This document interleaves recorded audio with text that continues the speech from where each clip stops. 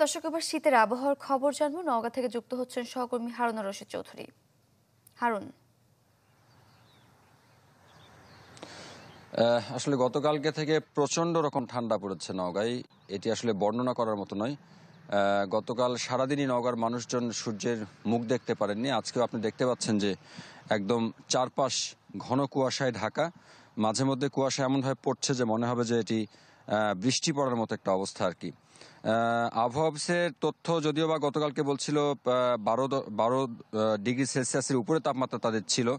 আজকে আসলে কতটা আছে এটা এখন পর্যন্ত জানা যায়নি, কারণ তাদের যে প্রতিদিনকার যে আপডেট সেটি পেতে হয় তার খানিকটা সময় লাগবে, তারপরে জানা যাবে যে আজকের তাপমাত্রা কতটা নিচে নেমে গেছে। বছর শেষের খুশি নগদে হবে বেশি। নগদ পেমেন্টে নির্দিষ্ট ক্যাটাগরির কেনাকাটায় 300 টাকা পর্যন্ত ক্যাশব্যাক।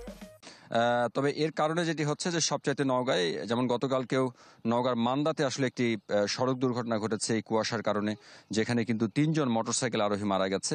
ঠিক প্রত্যেক দিনই কিন্তু এই ঘন কুয়াশা ঠান্ডার জন্য আসলে এই নওগাঁর যে সড়কগুলো সেগুলো বেশ ঝুঁকিপূর্ণ হয়ে উঠেছে এবং সেগুলোতে প্রতিনিয়তই কিন্তু যে সড়ক দুর্ঘটনা সেগুলো ঘটছে।